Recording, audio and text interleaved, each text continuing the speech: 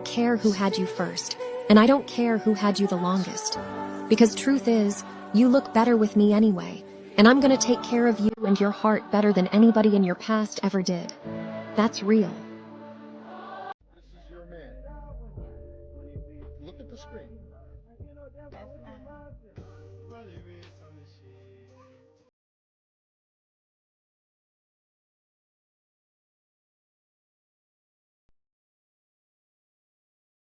And see, a lot of these men don't know what the fuck to do with a real woman because they so used to fucking with bullshit.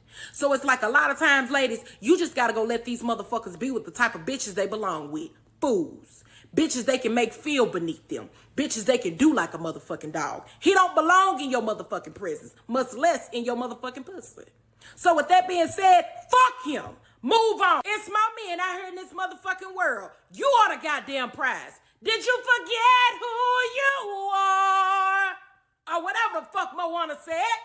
Bitch, open your eyes. Y'all gotta stop letting these motherfucking men get y'all down, bitch. Pick your motherfucking head up. It's always another one out there that's gonna treat you, I'm talking about 10 times better. Don't be around here settling and putting up with that bullshit. You don't have to. 9 times out of 10, that shit ain't real love no way. You in lust, bitch.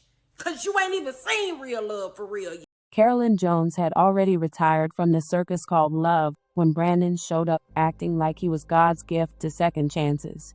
She was raising 2 nearly grown sons, rebuilding her career, and enjoying the peace that comes from not babysitting a grown man. But then Brandon rolled in, persistent, charming, and determined to convince her he was the upgrade she didn't know she needed. And after enough chasing to make it seem romantic instead of suspicious, Carolyn finally gave him a shot. Unfortunately, Brandon did what Brandon-type men do. The second he got the ring, he fumbled the entire marriage like it was a hot potato covered in accountability. When Carolyn decided she wasn't going to be his emotional janitor anymore and chose to leave, Brandon made sure she would never love again, literally. Then, instead of sitting in silence like a normal guilty man, he sprinted to Facebook with a full press release about his side. While Carolyn's family flooded the internet with grief, outrage, and one simple question: why? Welcome to the American Crime Femicide channel. Please like, share, subscribe, and hit the notification bell for future uploads. Back in 2018, Carolyn Jones was simply living her life, raising her 2 boys, working full-time at the Postal Service, and trying to stay safe in a city where stepping outside could feel like a gamble. She wasn't looking for love or anything beyond stability, but Brandon abruptly appeared in her world. A chubby man with a receding hairline and a Facebook timeline filled with jokes about women, Chicago chaos, and his handful of kids. Somehow his sense of humor broke through her defenses. Their messages became dates, and within a year the two were married in 2020. Committed to you and to one another. You may kiss the bride.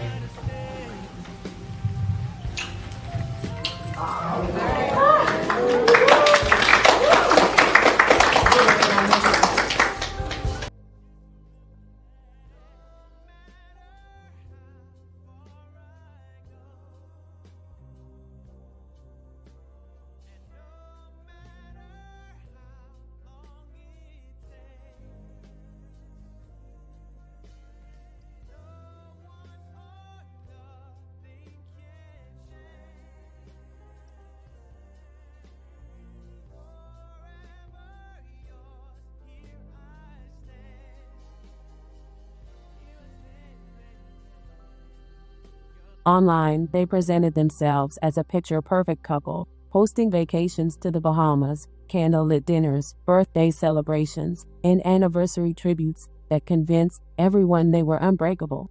Yet behind the smiling photos, the foundation was beginning to rot. By the end of 2024, Carolyn's posts hinted at betrayal and disappointment, though most people didn't take them seriously. On December 31st, 2024, she wrote, "All niggas cheat, you can't spell cheat without he and that." A message dismissed as another joke, even though it was clearly a woman naming the pain she was living through. Then came April 2025, and her tone shifted completely. On April 6th, she posted about how divorce, starting over, and moving on were okay, describing the emotional suffocation of staying where one feels unappreciated. By April 15th, she was openly admitting that dating someone never properly loved required more patience than she had left. Still, she tried to maintain the illusion of a stable marriage, posting a cheerful anniversary message on May 25th celebrating 6 years together and almost 5 years married. But by August 21st, the truth was slipping through the cracks. "Niggas lie so much, they'll get married and tell you it was an all-white party," she wrote, a thinly veiled shock that revealed just how deeply the trust had eroded. Meanwhile, Brandon's behavior grew increasingly reckless and disrespectful. In February 2025, he publicly posted a newborn baby he claimed as his, despite still being married to Carolyn. He offered no apology, no explanation, and no accountability, instead continuing to post jokes and memes as though infidelity was just another storyline in his comedy routine. Carolyn, on the other hand, began posting like a woman who had finally accepted that the love she once believed in no longer lived in her home. By October, her frustration had hardened into clarity. On October 10th, she wrote, "My problem with you is, y'all always think a bitch's supposed to wait. Wait for y'all to grow up. Stop chasing bitches. Decide who y'all really want to be with. The wait is over." The following day, on October 11th, she added, "Men be too used to bitches blowing up their phones. People don't even be worth that energy." These were not random social media outbursts. They were declarations from a woman preparing to reclaim her life. When placed in chronological order, every post from 2018 through 2025 reads less like harmless venting and more like the slow, public unraveling of a marriage that had long since stopped nourishing her. Carolyn was choosing herself again, piece by piece, giving herself permission to leave a man who had betrayed her love and disrespected her trust. What she could not have known, though, was that while she was building the courage to walk away, Brandon was quietly becoming the kind of man who believed that if he couldn't keep her, then no one else ever would. A deadly mindset that would soon turn her attempt at freedom into the beginning of her fate. Carolyn, like most people trying to escape the everyday weight of life, she had just gone to the Boy Is Mine tour and was looking forward to Thanksgiving.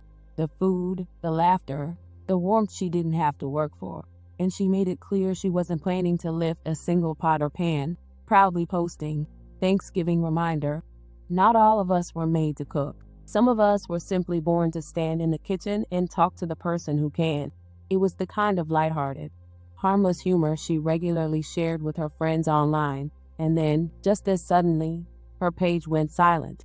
Days passed with no updates, no memes, no quotes, no check-ins. And for Carolyn, who was normally active and present, the silence felt wrong. Before anyone could make sense of it, rumors began swirling that she had been found unconscious before being dumped at a hospital. And those rumors were tragically confirmed when reports revealed that Brandon, the same man Carolyn had recently kicked out of her home, was caught on surveillance footage entering and exiting her apartment building on the 6,800 block of South Calumet Avenue over and over again in the dark hours of November 26. According to the police report, Brandon was seen at one point carrying bags out of the building and loading them into his vehicle, as if he were vacating guilt in plain sight. Carolyn's son returned home around 5:45 a.m., immediately smelled natural gas, and found a lit candle sitting near a towel shoved under a rear door, the kind of setup you see in horror movie flashbacks, not in real families' morning routines. Brandon re-entered the apartment, pretended to discover Carolyn's body, and told her son that she was unresponsive in her bedroom. He and Carolyn's two sons carried her to Brandon's car, and then, instead of calling 911, he drove her to the University of Chicago Medical Center, where she was pronounced dead. A Thanksgiving Day autopsy revealed she died of strangulation, a homicide, a horrifying end made even crueler by the fact that Carolyn struggled with asthma, meaning she likely suffered unthinkably in her final moments. Brandon didn't go quiet or disappear into shame like a guilty man often does. Instead, he catapulted himself onto Facebook the very next day, transforming himself into the star of his own fictional saga. He posted, "So this what we come to, it comes from me mourning my wife to me murdering her. Myself and her sons are the ones that dressed her, put her in the back of my truck, and I drove her to the hospital. Anyone that knows me knows I wouldn't think of harming her. If y'all want to know what happened, call her best friend and get the ring camera footage." Happy Thanksgiving and rest in paradise, Carolyn Jones. He followed that with more posts as if he were auditioning for the role of Innocent Man franchise lead, writing, "Anyone wants smoke, I'll drop location, send numbers." And people saying, "Find him, I've been to CPD, and they let me go." Until finally posting a video on November 28 showing himself driving violently through Chicago streets like a man who thought chaos was a personality trait. For a brief moment, his theatrics worked. A few people actually believed him. But the truth, confirmed by the autopsy, was that Carolyn had been strangled, and the very man who promised to protect her turned out to be the danger she needed protection from. When Brandon's pathetic attempt at staging an explosion failed, because her sons came home and ruined his cowardly plan, he immediately scrambled for excuses, trying to redirect attention, but he couldn't outrun her children's rage. One son, King, took to social media and poured out his grief in a blistering message, writing, "My ma was the sweetest person ever. This man robbed me. Robbed me for my future with my ma. Robbed me for my accomplishments I was gonna make with my mother. He robbed me for my whole heart. This is a perfectly fine woman. Beautiful. No health problems. No nothing. How could a person just rob somebody out of their precious life like that? Time will tell. God don't like ugly." It was the raw, soul-ripping agony of a child who walked into a nightmare, who loved his mother deeply, and who understood instantly that someone who called himself family had taken her away forever. A few days later, King posted again, confirming that Brandon had been arrested and had even tried to slice his wrists at the police station in a dramatic, last-minute attempt to dodge accountability. "You can't run from this shit. My OG name gon' be straight. Forever. Homie trying to scar yourself in a police station. You weak as hell," he wrote, furious, grieving, and vowing justice. Then, on December 1st, police publicly confirmed what Carolyn's family already knew. Brandon was in custody and facing murder charges. Her sister also revealed a detail that added a bitter, painful layer to the story, that Carolyn had recently made her new relationship Facebook official, something that reportedly enraged Brandon and shattered whatever fragile ego he had left. She posted, "This why the man was mad, y'all." Carolyn with her new man kissing in the background, alleging that Brandon even reported the photo to get it removed. It painted a clear picture of a man watching the life he took for granted slip out of his hands, while the woman he once controlled finally stood on the verge of freedom. Now, a mother of two is dead, strangled inside the home she maintained through struggle, sacrifice, and love, and the man who chased her, vowed to protect her, and convinced her to build a life with him sits in jail for murdering her, proving that sometimes the biggest danger to a woman is the man who loves her too much to let her lead. Carolyn had so much left to achieve. She was preparing to transition from postal worker to CNA after training 2 years for the career shift. She was stabilizing her life after Brandon's constant chaos, and she was opening her heart again to someone new. All of that, her dreams, her purpose, her future, was stolen because a man who branded himself as peaceful and spiritual was really a ticking bomb made of control, resentment, and insecurity. May Carolyn Jones rest in peace.